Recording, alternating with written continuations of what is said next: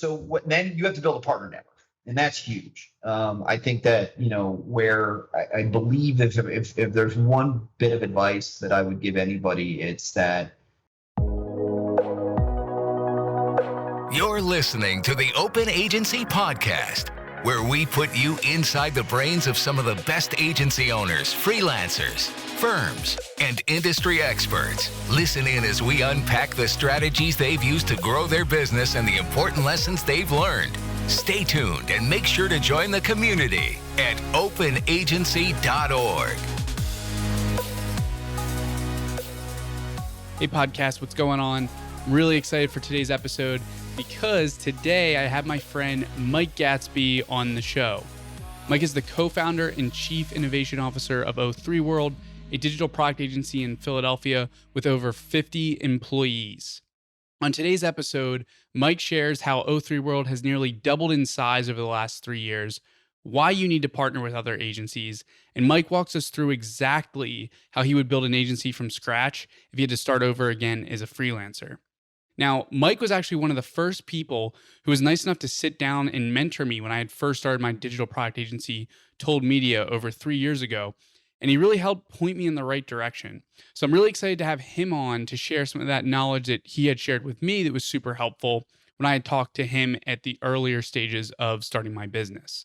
Now, just a quick heads up, I think there was some sort of construction going on at Mike's office, so I do apologize in advance for any of the background noise you might hear. With that being said, let's get right into it. Here's Mike Gatsby. Hey, Mike, welcome to the show. Hey. Really excited to have you here. Yeah, thanks for having me. This is great. Yeah, absolutely. So before we jump into it, do you mind giving everyone some background, a little bit on yourself as well as O3 World? Yeah, sure. So I'm one of the co-founders of the company. I'm also the chief innovation officer. So sort of a new title for me, and one that I've grown into over the last year. Before that, I was the CXO overseeing the experience team here, and I've been running a design team for the better part of the last, certainly the length of this agency. The agency's 15 years old, but then beyond that, business before that. As far as my background's concerned, I've always been sort of a designer, but designer always around sort of digital practices and that sort of thing. I would say 07, 08, the company was founded in 2005. 07, 08, we transitioned quite a bit into more and more, I would say, digital products. So whether that meant like e-commerce platforms or SaaS solutions or software development, whatever the case may be, we sort of moved hard into that and became like a digital product agency. And that's really how we position ourselves these days. And that's really strategy, experience design, and technology services. So we really do service our clients sort of end to end. My role, as I mentioned, has changed. This is the first year I'm not running a design team. I'm actually running the innovation practice here. And really what I do now on a regular basis is sort of I run a couple things. Our labs program, our R&D, new products and services that meet client needs. These days, that's a lot of AI personalization, conversational UI, so it's voice and chat, and data analytics is sort of fit into that as well. And what we're doing is sort of developing that as a way of sort of, pushing all that down the line into our normal production practices and really looking to sort of operationalize a lot of the innovation work that we do. But yeah, and then as far as just the agency is concerned overall, we work with all sorts of clients, everything from, financial firms, all the way through insurance companies, big B2B types of companies, do a little bit in retail, as well as some startups as well. So that's been pretty cool. The only other thing is and our ventures program we just started this year, and I oversee and work with my business partner on that, where we invest in new and emerging companies that sort of strategically align with our mission and our values and ultimately what we're trying to do in the world.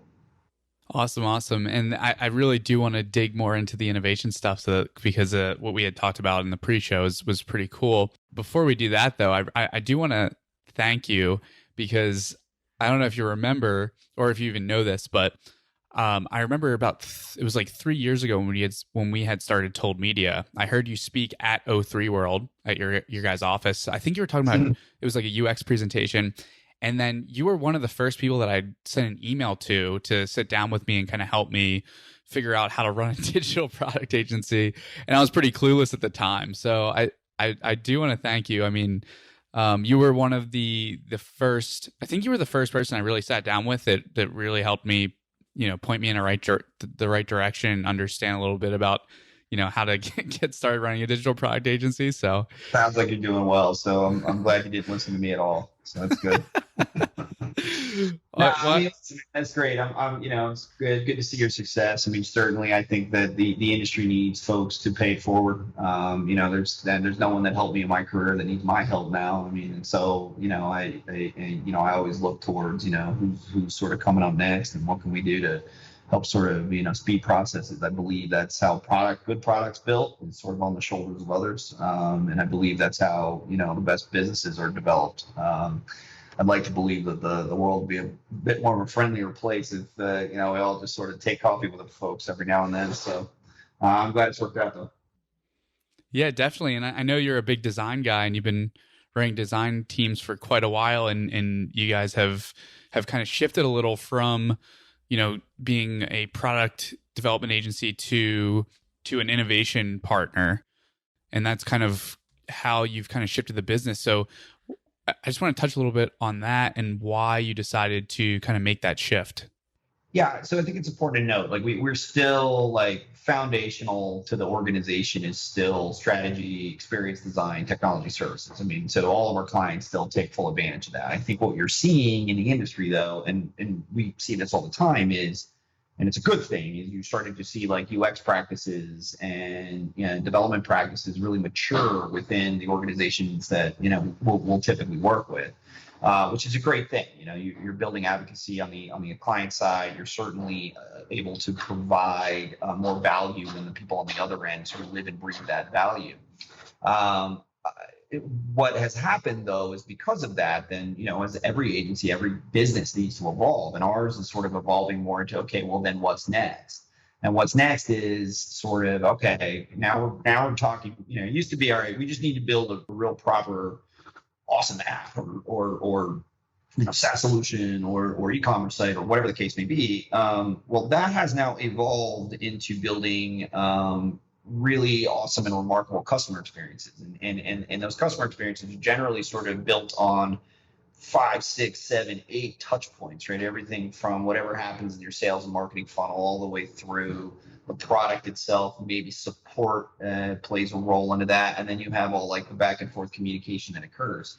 Well, the way we're sort of describing it is innovation sort of exists in the gaps between those experiences, right? If you think about, the best e-commerce experience, you have Amazon's probably, sort of carved a path for everyone.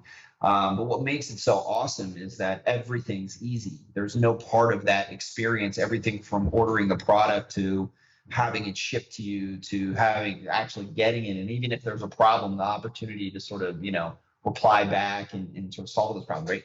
There's so much in that journey that they've smoothed out that there's really a lot there for everyone to sort of, take in as far as, what every experience would sort of look like. And it's not to say Amazon's perfect. I mean, they have a lot of things that they're even still, working on to perfect, and their scale is sort of something to admire. But for us, as we look at our clients across the B2B space or across the retail space or even in the SaaS space, there's so much to learn and so much to apply around things like data, personalized experiences, automated conversations, where you can start to create these better experiences between those touch points. It really makes for some really innovative and really interesting stuff. So it's not to say that, like, we've always sort of been an experience company. I think that we're just evolving, like every other company evolves. And now, like, a lot of the work we're doing now is in, all right, internal UX team that we're working closely with. They're sort of handling the nuts and bolts of, the customer and user research, right? We're working with product teams and product management to help sort of assess that information. We're still doing all that, but now it's a matter of like, okay, and then also, we're helping you sort of innovate on your journey and ultimately, what you can provide back to your customers as well, which I think is really where, a lot of agencies are starting to have to sort of evolve into. Yeah, it's pretty interesting. Have you had to hire any differently to kind of fill those roles? Yeah, I was just talking to our design director about this. It's interesting. And so for sure. I mean, so there's definitely some newer roles and some newer disciplines that we're developing here. Data analytics is a big one. You kind of can't do any of this stuff without data engineering, data analytics, platforms that sort of help you automate, right? Like, so that we're having to become sort of experts in that space. So like hiring around that is important. But I'd say as well, like even the design track here has changed quite a bit in that, we're sort of requiring designers to be more strategists, right? We're requiring that they think more in terms of, keynotes and presentations and how to sort of like, really wrap all this thinking up into like proper strategy. They're definitely, working more as consultants now, as opposed to sort of just the hands-on sort of designers. I mean, we're doing that too, but I'd say that that's sort of the difference in thinking is sort of, all right, now we all need to sort of evolve a little bit, think a little harder, think a little bit more big picture about the typical UX sort of experience work we've done, because, it's not about just sort of like making like a proper conversion funnel. It's which is all important. But then it's like, okay, then what happens after I convert, right? What's the follow-up messaging look like? What does the whole process then that we help design look like for first touch, second touch, third touch, coming down the path? What does that communication look like? Is that happening over email? Am I getting a text message? I mean, there's a million things to start to consider. So really having people who are, so first of all, I'll say this, short of maybe like the McKinseys of the world or like these big like consulting firms and practices that are sort of big and built on a lot of that, like the what we look for is more the aptitude to sort of move into roles like that. And what's interesting is, I find that the people who really take to it, both, and by the way, this isn't just from a designer's perspective, definitely from a development engineering perspective as well. But the folks that really take to it are super interested in it. And, they're like, oh, great. I'm not just going to impact this experience. I'm going to impact the business. That's been interesting. It's been an interesting change. Yeah, you know what's super interesting about that is we actually have and we haven't gone down this innovation path that you guys have. We're still very focused on doing product. We haven't gone into data and things like that. But in our hiring process over the last 3 years, we've evolved to really putting a big focus on hiring consultants rather than just designers. So I'm curious how, when it goes to actually hiring for that stuff, has the hiring process changed for you guys, or has it been the training process, or both? Both. Yeah. I mean, listen, we have super talented people here. So like, seeing them sort of evolve into more of that consulting work is really what we're sort of looking at. And that's not to say that has to happen for everybody. I mean, we definitely have awesome practitioners as well, and we need those people as well. And so we have sort of tracks for all this stuff. But as far as the hiring process is concerned, we want to see and know that like you're comfortable in a conference room, right? You're comfortable talking to people, that and if you're not, like what are we doing there to sort of develop those skill sets, right? Because I think that the idea here is always you want to have some sort of methodology and a reason why you're doing something, or a reason why you're recommending a certain approach. But then you got to be comfortable and confident in like sort of pitching those ideas and sort of having the conversations as well, which I think is, equally as important as actually having the data to sort of back up your opinion and your position on it, but yeah. Can we get into the tracks a little bit? I'd love to learn more about how you guys set those tracks up in O3. Yeah, sure. So it's totally transparent. It's a little bit of an evolving process, and that's sort of what we're dealing with right now is this. One thing I'll say about the agency space, and I've learned over the years, the agencies that are sort of still around or that were around when we sort of started the agency, the ones that haven't even been purchased or sort of moved in more one of these like holding companies, but even within the holding companies, right? the work, it always feels a little bit like, you're fixing the bike while you're riding it, right? And like you're sort of having to like evolve the thing while it's moving along. So none of this is sort of etched in stone, but I would say that, when we think about what we sort of need out of the work we do and how we engage with clients now. So even that has changed a lot. Like it used to be like, well, here's the project. We're going to hand you the project. You're going to build the thing. You're going to hand it back to us. Maybe show us how to do a few things, but then we're done.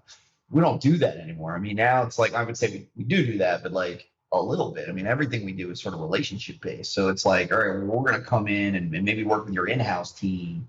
And we'll provide these services, you'll provide those services, and then we'll sort of meld together and become one team to sort of, work on. So that really means that, your ability to sort of guide conversations, drive thinking, make sure that everybody's sort of, on the same page, and then, really help to facilitate the better thinking, that becomes a really important task. So, as far as tracks are concerned, having people that can sort of evolve into those roles, is really important. And again, that's not to say that like, the practitioners and the implementers aren't also, they're just as important, right? You need to have people who understand the practice of front-end development with like, super in-depth, knowledge as well. Because without the knowledge, you really don't have a whole lot to sort of like be strategic about, right?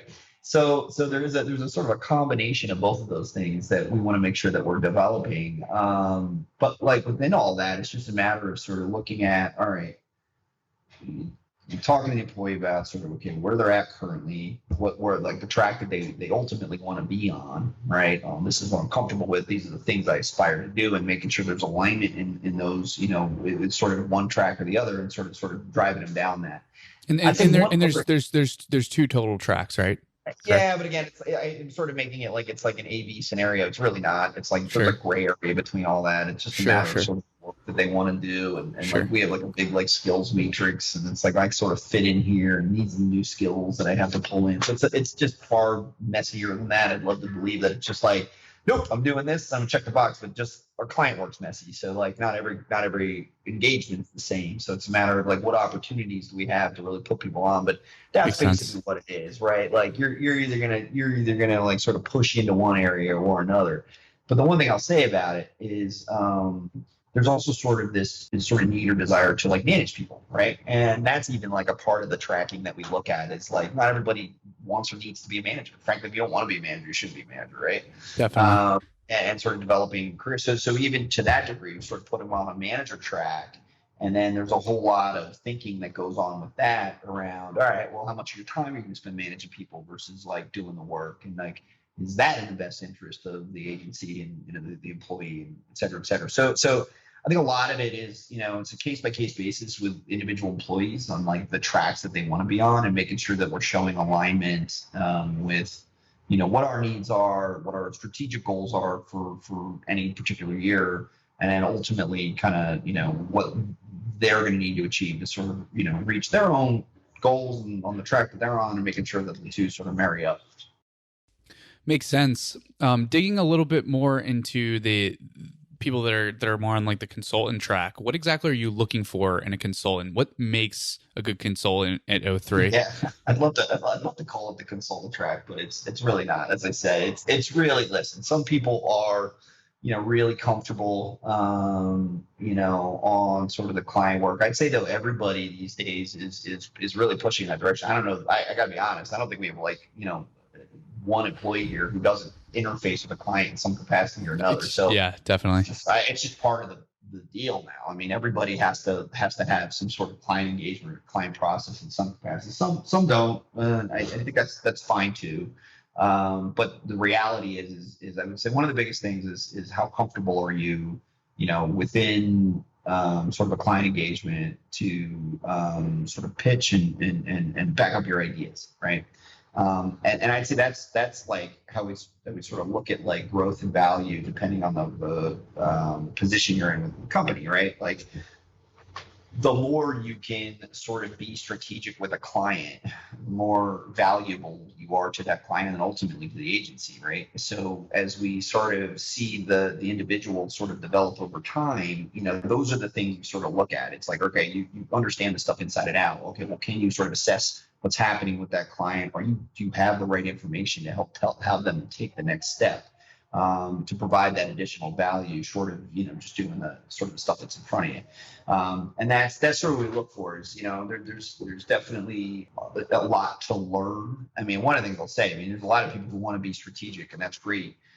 But again, like I said before, until you really understand the practice, it's really hard to be like super strategic. So you sort of need to get to a certain point of subject matter expertise before you get to like the next point of, okay, now I can sort of, carve opinions about this stuff and sort of present those. And I think that's where you really see the lead. Definitely. And I forgot to touch on it earlier, but how many guys are you now at O3 World? It's a good question. So we're around 50-ish. I think we're still hovering around that same number. It's we had quite a spike last year within a few accounts. We're sort of hovering around that right now, but that's about the size of the agency. And of that, I would say about 40% of that's engineers, and then within the engineers, though, you have sort of like various levels of those folks, and then we have say the 20%, 25% is the sort of experienced strategy folks, and the others are sort of account, product management, that sort of thing. Definitely. And over the last couple of years, when we had met 3 years ago, what were you guys at? Like, I believe it was like the 30-ish range. Yeah, probably. That sounds about right. Yeah, so you guys have grown a lot over the last 3 years, and I know that you maybe a year or two ago brought on a COO, which I got to talk with him a little bit. I think you guys were hiring someone, and he might have reached out just to see if I knew anyone. But I'm curious, with that type of growth, at what point does it make sense to go and bring on a COO? Well, any position you're looking at, particularly at a C-suite level, it really comes down to what your daily needs are, and if other people can sort of handle it and hack it, then you sort of make that work.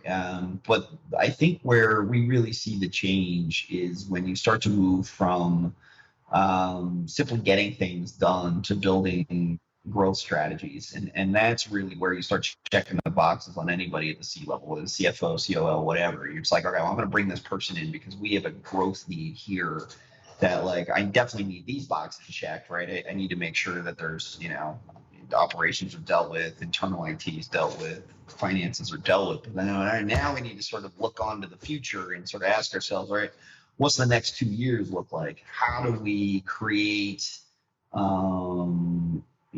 growth path to help sort of, really evolve as an organization, and having folks on board that sort of focus on that are important. I'd say that the role is less important, although it's sort of important, than the individual.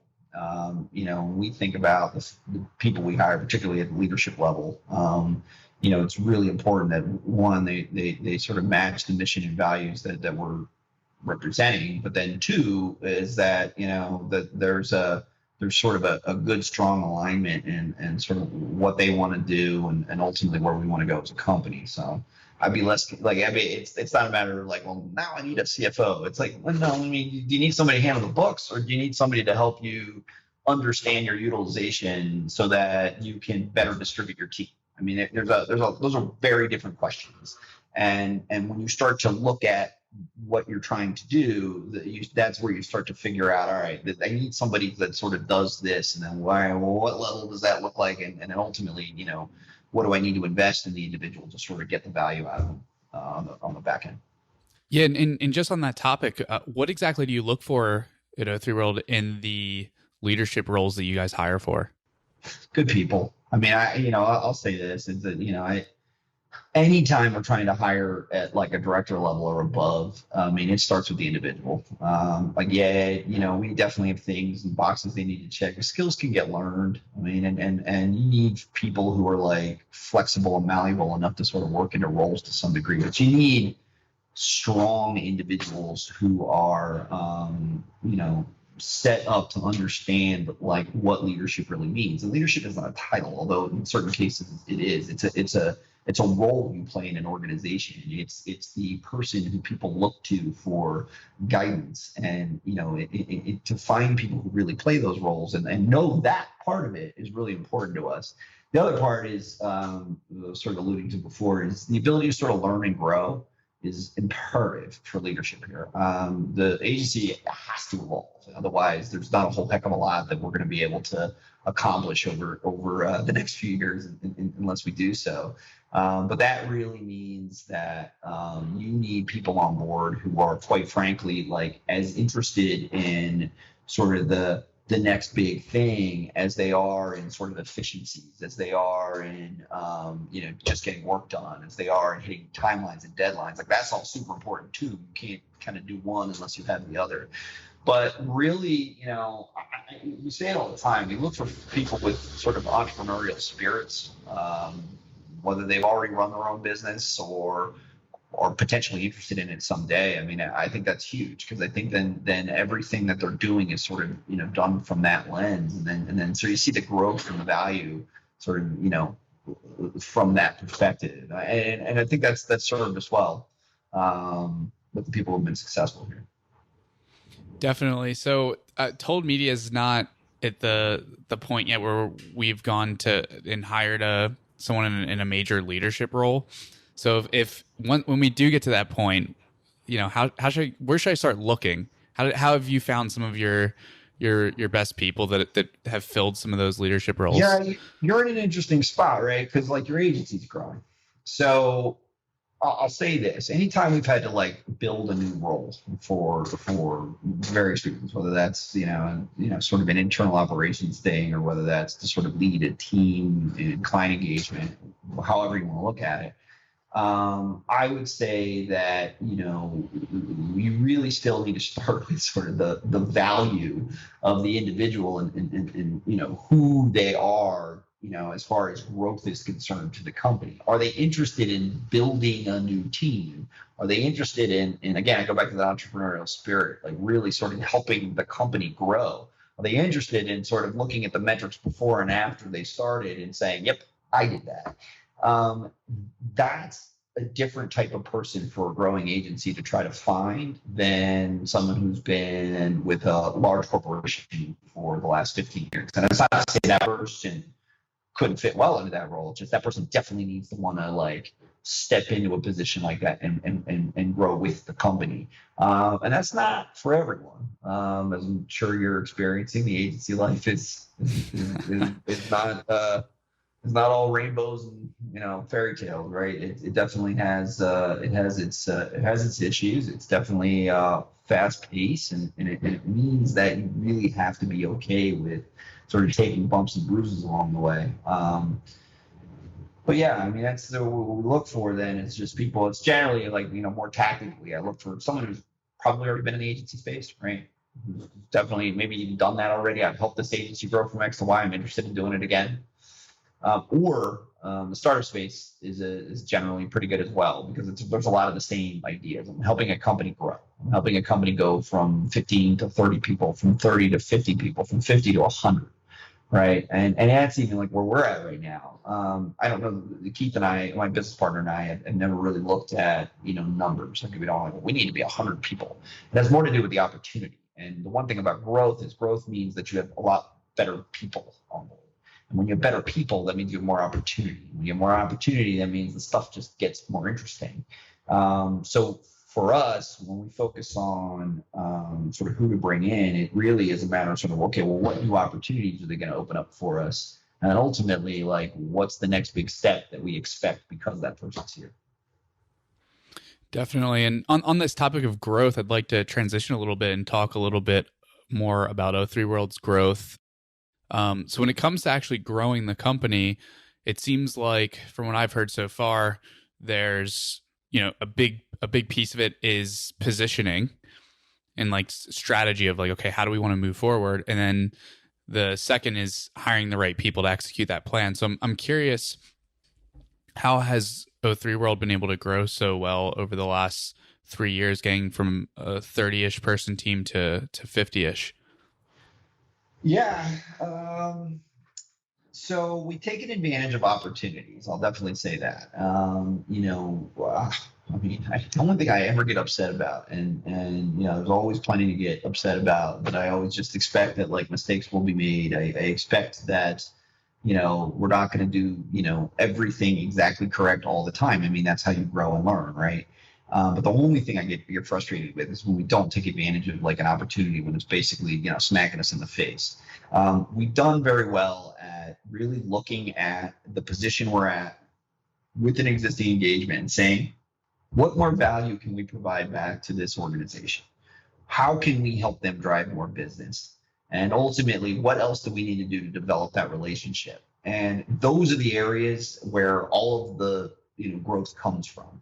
Again, if all I was focused on was like growing the company, making money, there's a million ways for an agency to make money. We could, go more to a staff hog model, right? Where we're just shooting out people. That's just not us. That's not what we want to do. We want to be a more strategic company. So in order to do that, that means that like we have to take advantage when we see, we're doing this. Here's the project we have in front of us. But wow, if we did this, and this over here with you as well, like, we really could see some big gains there. And then you start to pitch those ideas, right?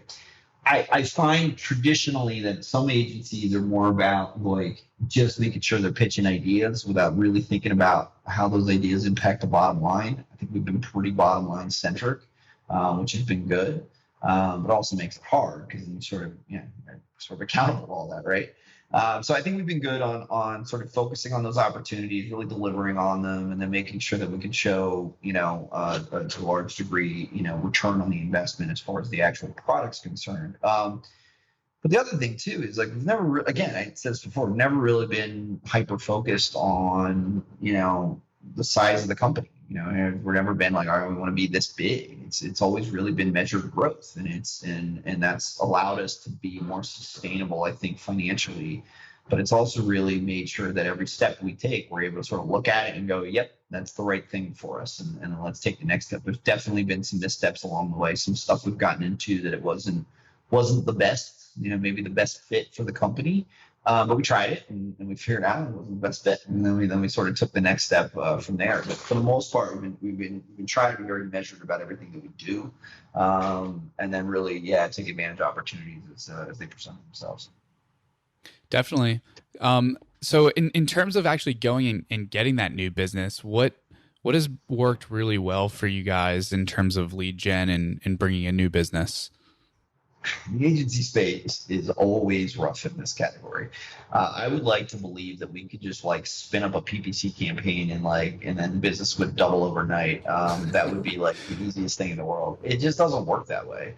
Our entire business is built on relationships and trust, and you can't do that until you sort of get yourself out there and start to build network and that sort of stuff. There's no secret to it. It's work. I'd say it's one of the things my business partner does incredibly well is, literally just get out there and set up meetings with anybody and everybody that sort of makes sense based on strategically where we're trying to go.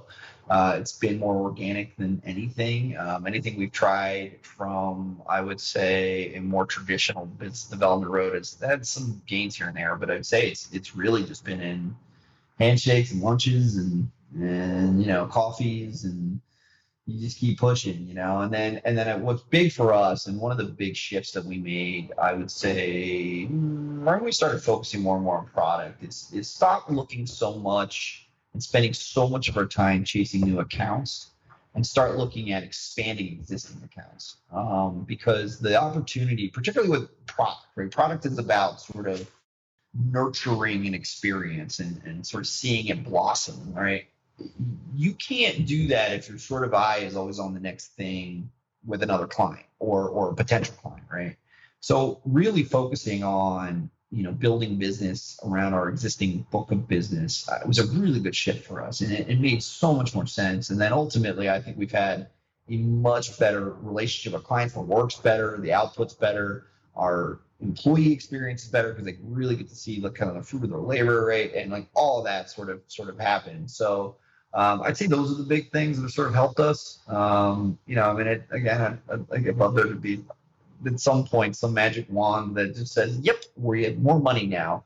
Just doesn't work that way. I mean, it's all just hard work and it's keeping your eye on the prize and making sure you're moving towards it. Yeah, I totally understand that. So, Mike, if you were starting tomorrow, so if you're talking to someone that's just getting started, how would you go about getting your first couple clients? Wow. Yeah, it was funny. The instant you said that, I was like, wow, if I were to start a new business tomorrow, what would my first thought be? My first thought would probably be, I wouldn't start a new business tomorrow. I'm telling you, it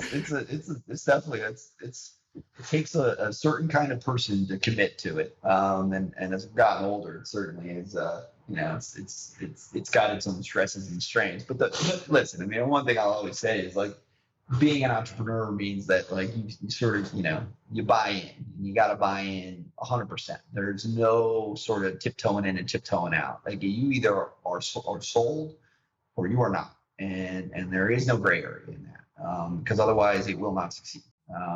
There are so many battles to kind of go through to get to success that it's like you have to persevere constantly. But as far as like, first new client, right? It just doesn't work that way. Like I tell everybody, I got into the agency game because I became a freelancer. I became a freelancer because I saw an opportunity to, and this is going back to the early 2000s when like the web was new and interesting, but all it really was like advertising campaigns online. And then we built a lot of like, stuff like, wine and spirits and these retail markets and whatnot, where the site was really just a place to say, we have a brand presence here. What was interesting was like nobody had a digital team. So I was like, all right, I didn't really want to go just take another job. I was like, all right, well, I'm going to freelance here for a little bit. And I started working with a lot of agencies and I started working with a lot of clients individually. And then I figured out very quickly that if I call myself a business and start referring to me as we, people pay you my money. And it just happened like that, and I think one of the biggest things isn't the first client, it's the second client and the third client and the fourth client. And what happens is if you do right by the first client, you build trust, you produce a product that everybody else can look at and go, wow, that's awesome. Who did that? Then you sort of, allow yourself to take the next step. But it is so important that you take the next step and take the next step. That's why those first few years was such a hustle. You have to take every meeting. You have to, even the dumb meetings where you're like, this is such a waste of my time. You just don't know. And so sitting down with people and really building sort of not just, a network, but like a brand experience around yourself. And once you can accomplish, I think that's key. And then what that does is just sort of, every touch point says something about you. Every email you send, every call you make, every meeting you have, right? Really being thoughtful about all those things. I think that's really where business is born, not necessarily in just sort of locking up the first. Because I mean, you can make money doing anything. It's just a fact of life, But really, to me, anyways, building a business is about really setting up, an experience that is unique and compelling and something different than what others have to offer. Yeah. So, how did you go from freelancer to business owner? So, what did that transition actually look like, and how long did it take? Where you started hiring out people? I literally said one day, instead of like Mike Gadsby, the freelancer, I came up with a company name. When I would go to meetings, I would definitely say things like, well, we can do that. And yeah, we can definitely do that. And I never get someone. No. What's that? Then you got to go get someone, right? Oh, well, right. So then you have to build a partner network, and that's huge. I think that, where I believe if there's one bit of advice that I would give anybody, it's that, having a network to count on, whether that's for advice, business direction, financial guidance, legal guidance, or from a production standpoint, the stuff that you don't do that you're going to need at some point, building out like a professional partner network is huge. I mean, we still have one. I mean, there are so many people we talk to, business advisors and financial guidance and PR companies, all sorts of stuff that like we don't do, but like we know people who do that stuff. That never really changes. It's just that our core competency we get better and better at. But by having that little bit of a partnership, it just made all a world of difference. Like I had one guy I worked with who was like the developer guy, and I would do basically all the design work and the front end work, and then we would sort of work together on actually getting the sites up, hooking up a CMS, all that stuff. And then eventually, based on his client base and my client base, and then we had like Keith who was working at another company. We all sort of came together and we sort of had this like shared client base, which was great, and then we could sort of all develop that, right? So I don't think it's actually it's funny. People say like, oh, I'm going to start a business. That sounds really, really hard. And it's like, no, actually, once you're a freelancer and you start filing taxes, you're kind of a business. And whether you're doing that as a DBA or actually like incorporating it as an LLC or some capacity, like you're a business at that point. Like there's no secret to it. So, once you get that EIN and you're good to go, then you sort of just take the next steps and sort of developing out the actual organization. And whether that's just yourself for a while, and then you sort of add on individuals, or it's something more deliberate than that. I mean, it just sort of happens that way. Well, at least it did for me. I don't know. I'm sure other people do it way more structured and have way better plans than I ever did. But that's at least how it worked for me. Well, it's pretty similar to the situation I was in. I think the only difference is I'm not a very skilled person. I didn't have a skill set, so I couldn't bill for my time. So I was forced to hire people. I couldn't not hire people, so I was focusing on building a business and instead of doing client work. You were probably in better shape then, because the reality was, because I was doing all the work, it was like juggling the business development, business growth process in addition to trying to do all this work was just a nightmare. I couldn't imagine it. I couldn't imagine doing that. It's funny. We started the business 2005. It was the same year I got married. And it was between planning the wedding and trying to like develop the business. Well, it was literally 80, 90-hour weeks. Like there was a stretch leading up to my wedding for 2 weeks. I was working from 5 a.m. till 2 a.m. and it was just miserable.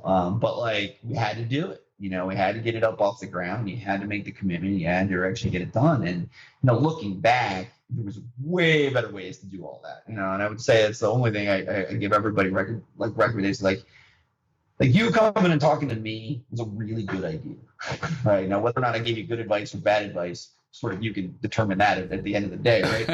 But the fact that you talked to people, built a network, and then sort of figured out better ways to do things, like I'll say this, that's definitely something I didn't spend enough time on early in my career, was figuring out better ways to do things. Over time, I sort of figured that out because I was so just married to the work that it was like, I didn't really spend the time doing that. But then over time, you start to figure out that like those are the things that are most important about actually growing a business.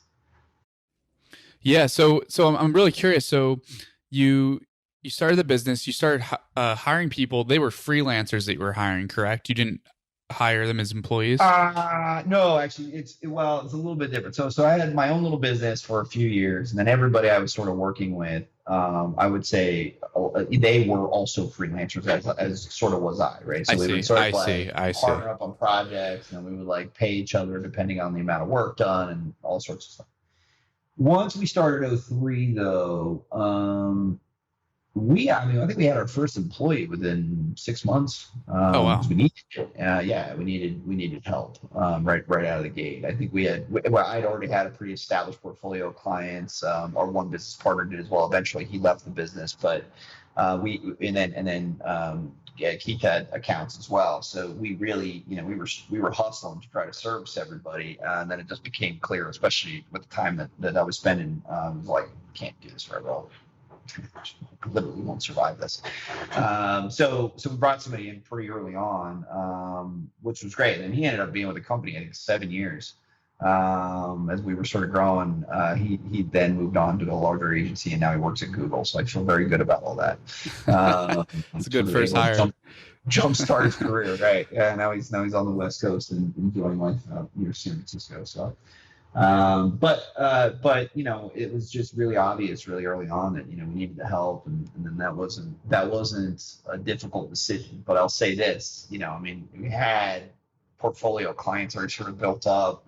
We sort of brought a lot of them to the table. It was a little more organic than simply saying start the business, build portfolio, and go.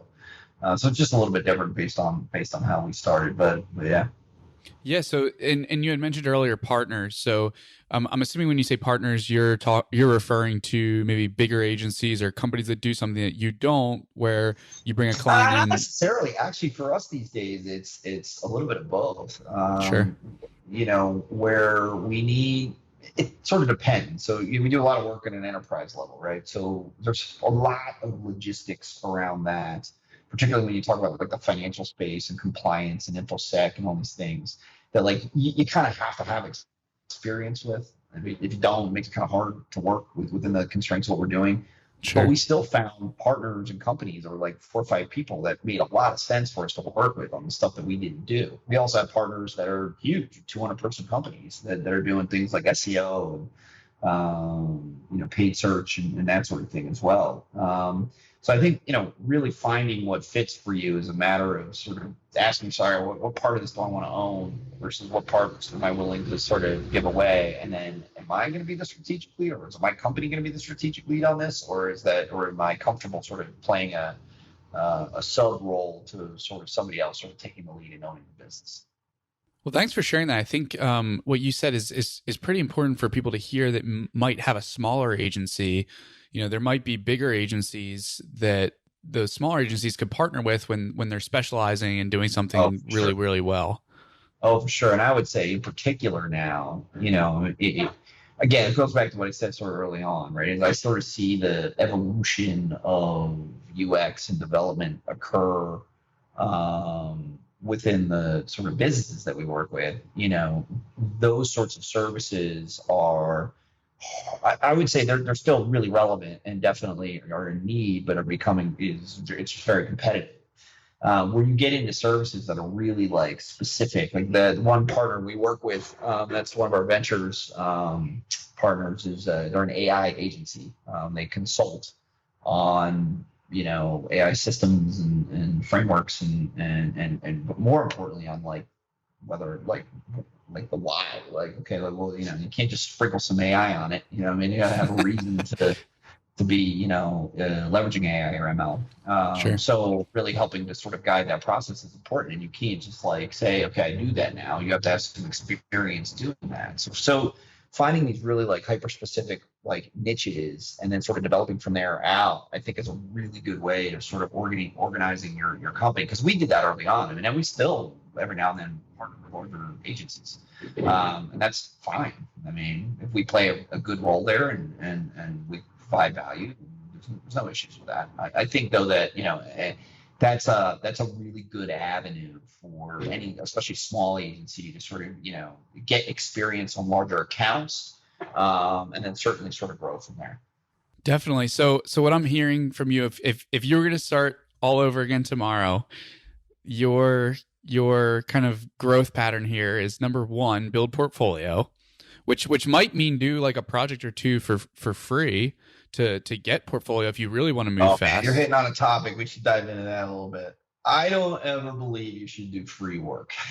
Let me just be very clear on that point. Sure. It undermines the value of anything that anyone is doing when you just sort of hand it over for free. I think but I do believe there is a matter of understanding the opportunity that's in front of you and then pricing accordingly. I always say, if there's an opportunity to work on something that is not just interesting and exciting, I find designers do this all the time. It's like, oh, it's Nike. I want to work on Nike. It's like, all right, well, what is Nike going to do for you? Does that logo in your portfolio set you up for the next thing?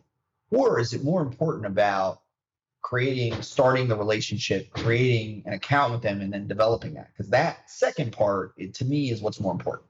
Like, it's not about this project, it's the next project. So as much as you can maybe first of all, I would never do it for free, but maybe at a discount to do some work so you can see where we're thinking and what we're doing, and then taking the next step and where you're kind of building it full boat and that's all clear. And just thinking 2-3 moves ahead, I think is what you're talking about, right? Like I don't just do the free work because you're hoping they'll sign you up again. No, do the free work with the anticipation of like there's like 2 or 3 other things in this deal that like I want to be a part of. That's imperative, because otherwise it's just like, all right, you just gave away your thing for free, and all right, fine, it looks cool in your portfolio, but what else are you going to do? I think that's huge. Sure. Yeah.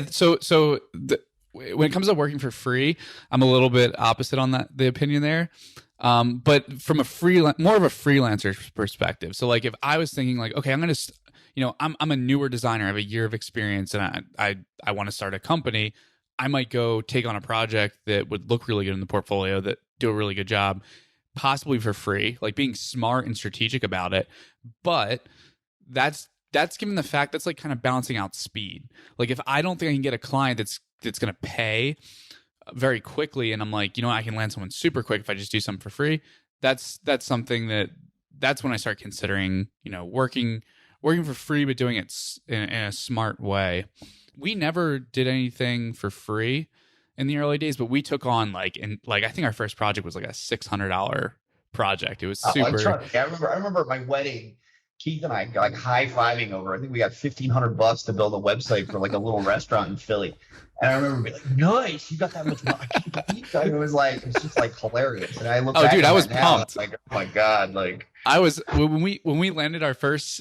I think the first 3 projects were like 600, 700. We were pumped. I was pumped. And then when we signed our first 1,500, we were ecstatic about that. And then it kind of just slowly climbed. But getting back to kind of the growth here, it seems like it's build portfolio, make partner connections and maybe freelancer connections so you can take on certain work, and then kind of maybe specialize in the beginning a little bit so you can maybe work with some bigger agencies. I think that last part is big. We're going back. So now the web industry has been cut into about 1 billion different pieces now. But when I started out, you were the web designer. You designed it, you built it, you deployed it. Maybe you had, someone doing some back end work to help manage it, but that was really it. I remember I was on a few accounts. I was the webmaster. Then that's not even a title anymore, but it was pretty funny. I had no right being the webmaster of anything. What my niche was there was that I knew the digital space, and at the time it was so new. It was like just be the web person, and then you're able to sort of see and expand into these other services, learn about them along the way, and then it's a matter of, okay, what can I attach that's adjacent, that makes sense, that we can learn from and do it. I'd say there's a couple of very interesting spaces right now that I think sort of play that role. Voice is a big one.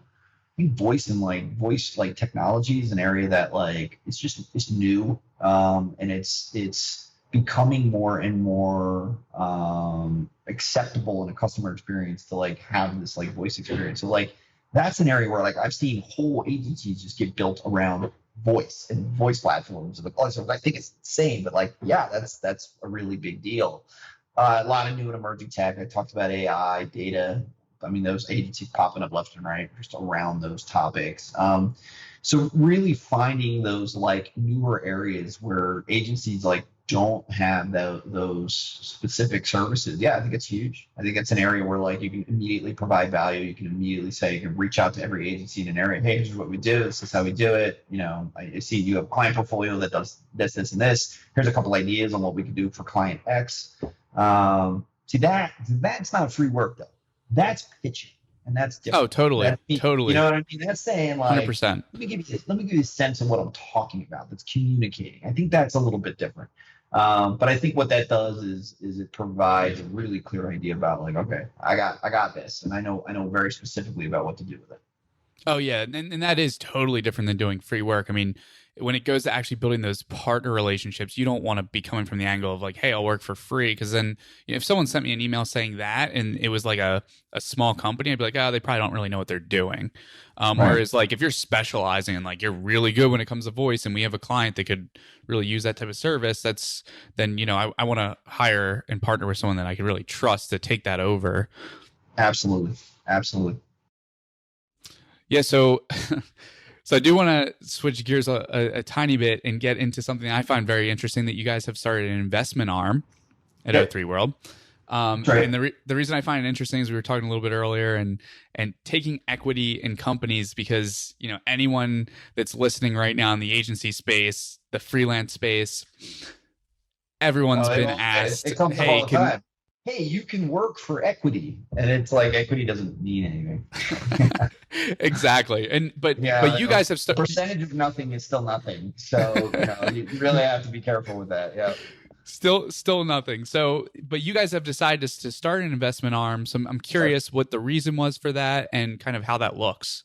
Yeah. So as we grew, this became more and more of a reality for us, because when we had the resources to actually invest. So first and foremost, it's like it's not just about dollars, although we are investing cash into these entities, but it is more importantly about investing the people power into these products. So the two terms I use are really, innovate and accelerate, right? Like our value to then back to whatever the organization is in helping their product grow, really, like helping to, set it on either a new path or some new existing path that could be pretty interesting.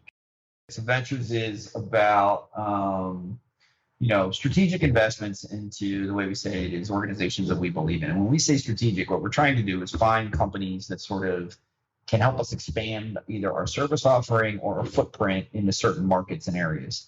The two we did this year that are still sort of moving. One is a company called Urban. They're an AI, I mentioned this before. They're an AI agency. Then they sort of play in two spaces. They have like the agency side, which we're really helping them to develop that, because we're an agency, they're not. There are a whole bunch of people who really understand AI but aren't really familiar with, okay, well, how does this sort of fit into the problem solving consulting space, right? So we're helping them sort of develop that, but they also have products that they leverage to help support the agency side of their business. AI has been sort of a ongoing topic with a lot of our clients, and how do we leverage it, and where does it make sense, and across a customer journey, it can play a role in anything from data analytics and insights to natural language processing and understanding around chatbots, right? Like all of that is on the table. So they have several different types of products that have been developed over the years that we're able to sort of ping and use, and then we can leverage that service with our clients. So like that makes a lot of sense for us. I see. The second is a company called Rec Philly in Philadelphia. What they are is they're sort of good way to look at it. They're like a gym for creatives. Like you can rent like a studio to do like this, right? Like you could do like a podcast there, or you could record an album. They also have like a photography studio, they have videography, all sorts of stuff. That's pretty cool. Which is awesome. And when it helps sort of the creative economy is the way they sort of pitch it and position it. It seems like they've been doing it a while. That's the thing. Is like the guys that started it, I believe, on Temple's campus, and they've been there for a while doing this and being successful at it. And this was sort of their next big step, because they were looking for investment. And we're like, all right, well, we can invest in it, but we can help you too. So we actually helped them build out their membership management platform. And what was sort of interesting about that is, from a strategic standpoint, yeah, we have access now if we wanted to have a podcast or content creators and that sort of stuff. And that's awesome. And that's definitely something we're interested in. But just being a part of the Philadelphia community has opened up doors for us, which is also awesome. So like from I would say like a sort of marketing and positioning standpoint, like that's a really good strategic alliance for us, right? So that made a lot of sense for us as well. But those two in particular were definitely interesting, and even amongst us, even as we're like sort of evaluating a lot of quite a few that we've looked at, and for various reasons we didn't really feel like we're good fits. but it really puts us in a driver's seat as far as the work is concerned. And it's had such a strong influence, I think. I know over me, but it's starting to trickle down to the agency as well. And like how you look at things, you become really resourceful when it's your money. That's just how it is. You start making decisions that are like, all right, actually there's some, your ROI on this is like, you're going to feel the pinch on that one way or another. So you better make a strong decision and make sure you're backing it up and that you're not wasting a lot of time. And so it's interesting. And so far so good. Both have gone well. Rec had a great launch not too long ago, and we've been sort of popping in and out of there. So it's been really sort of interesting to see what they've been doing. And then from the Urban front, they've been locking up some new accounts. That's been good, and we've been able to sort of help them speed the plow on their product development work, and then really help them sort of position the agency. So all good stuff. So in both cases, we're really seeing a big opportunity for us to play a little bit of a different role as an agency is concerned. And then who knows? You're down the road a few years. And we have 4 or 5 of these things under our belts. There's a different sort of model of how we're servicing them. Maybe you spin out like an agency arm that's just to build those products, or maybe it's really more about helping them sort of get over a hump, transitioning it to internal teams, which we do with a lot of startups, and then helping them sort of span on to help sort of either manage those teams or provide guidance in some capacity. So it's just interesting. It's been just an interesting area to sort of invest our time, energy into. I've been really happy with the results thus far, and we're excited for 2020. At what point were you like, let's start this investment arm? Kind of how did that happen? Keith and I have discussed it for years. What happened was, just like every freelancer gets so many of these products that come in the door, and they're like, well, we can't really afford your services, but if you can work for equity. And we were always like, no. We tried it a couple times and we just got burned, and it was just not worth the energy. And what was actually more disconcerting were startups that in a few occasions that did pay us money, and it generally ended up in a pretty decent spot, but really didn't flourish. And there were so many opportunities there. It was like, wow, if we if we had more say in this, and we have more skin in the game to help sort of push this thing on a different trajectory, and things may have gone different. And I think that was more of the thing. It's like, I just want to have impact in the products we create. That's hard to do when you're a consultant or you're a vendor, right? Your ideas are only going to be as good as the people in the room really ultimately making the decision. We wanted to be at the finish line on a lot of those decisions, and we wanted to make sure we were influencing those decisions in a larger way.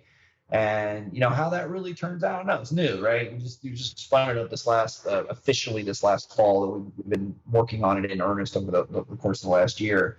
But we feel like it's an interesting model, and one that again, Keith and I are entrepreneurs. We started this business. We're very interested in new business and new business development. So that it's also sort of a natural, I think, progression for us both personally as well. But yeah, like I said, so far so good. See how it goes. Well, Mike, this was super fun sitting down with you. It's been a while since we got to actually chat. So the opportunity. This is me too. Yeah, definitely. So for everyone listening that wants to learn more about O3 World, how can they find out more about your company? Like every other digital agency out there, hopefully you can go to our website, o3world.com, and that's an O, not a 0. So the letter O, the number 3, world.com. That's for a podcast some other day. We can discuss all that. That's right. Branding the agency. There's a topic, let me tell you. But yeah, o3world.com, and then we're all over social. So Twitter, definitely LinkedIn. These days we're doing a lot of work there. A lot of thought leadership we're going to be actually pushing out over the next few months, and all sorts of cool topics like personalization and AI. So definitely keep an eye out there as well. Awesome. Well, hey, thanks so much again for coming on. Yeah, I appreciate you having me. I hope you enjoyed that episode with Mike Gatsby from O3 World. Now, if you liked this episode, it would mean the world to me if you subscribed, told some of your friends about it, or even left us a review so more people can find out about this podcast. Also, if you haven't yet, Go check out the community at openagency.org. We're building a community for all you freelancers and agency owners to connect and help each other grow. I'd love for you to be a part of it. Thanks so much for listening. I really appreciate you. I hope you enjoy the rest of your week.